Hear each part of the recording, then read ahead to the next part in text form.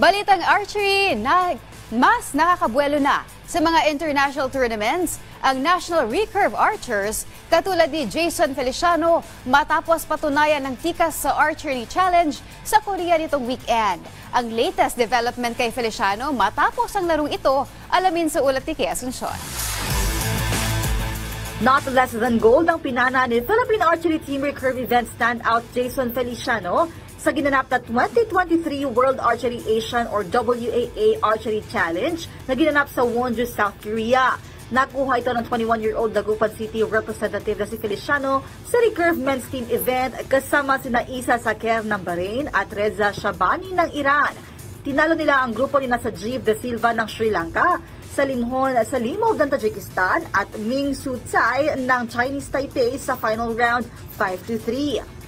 Nagulat din kami we were playing for podium match kasi we ranked 6 po out of 12. So una pumasok sa isip namin, so parang matatanggal yata kami agad kasi lower rank versus higher ranks.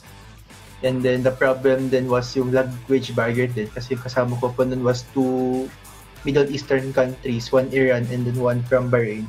So medyo yung English nila, they know a little English pero there was still a bit of language barrier pa rin.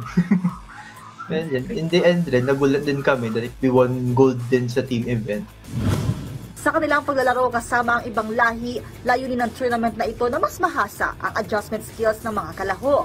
Sa recurve event, umabot ng hanggang 44 na players sa men's division, habang 33 naman sa distaff side. Ang goal kasi po ng Asian Challenge po was parang preparation siya for bigger tournaments. And then how can you adjust din sa situations? Bukod kay Feliciano, may isa pang ginto at bronze na nakuha si Pia Bidaure mula sa mixed doubles at women's team event.